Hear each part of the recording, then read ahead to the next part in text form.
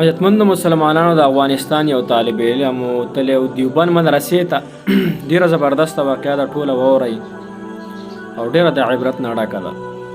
دې مدرسې ته تللی و د علم دپاره او د قرآن د زده کړې دپاره. څه ورځې پس چې دی سبق زده کو دی وفات شو، نو د هغه چې کوم اکابر علما چې وو هغوی مشوره وکړه چې دی به دلته دفن کو.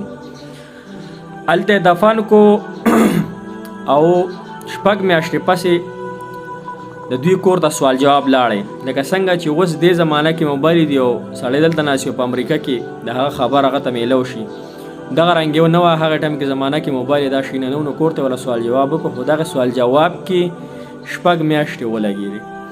هغه د هغوی د کور خلک راله انډیا ته. هلته چې کله راله نو هغوی ته علامه انور شاه کشمیری رحمت الله علیه هغه وخت کې مدرس و، هغه ته وویل چې موږ د خپل طالب علم د دې ځای نه وباسو او وړو یې افغانستان ته.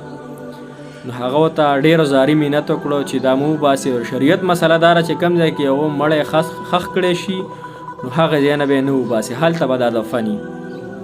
چونکې هغوی ډېر اصرار وکړو. بیا هغه ټایم کې بل یو مدرس و علامه شمس الدین افغاني رحمت الله علیه، دا هم د افغانستان و، د پښتون و، ډېر غټ عالم تیر شوی دی.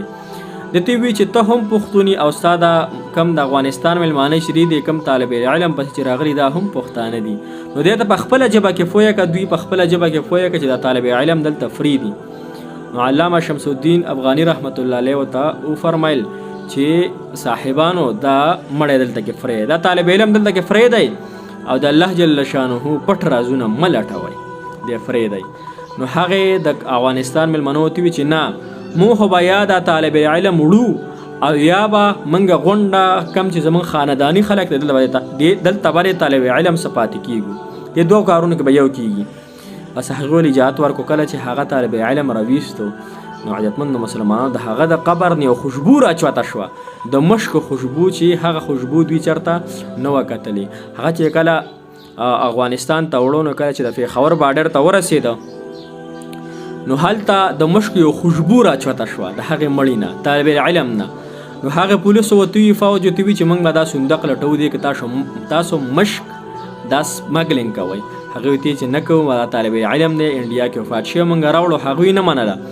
هغوی چې کله صندوق کولاو کو نو دومره د مشکو خوشبو شوه عزتمندو مسلمانانو، نو هغه صندوق یې ولټو ګوټ په ګوټ، لیکن مشک پکې پیدا نه شو. دا مشک د کوم ځای دا جنتي مشک او هغه طالب علم د الله جل شانه قرآن له ځان ورکړی، حدیثو له ځان ورکړی او د الله جل شانه کلام له ځان ورکړی.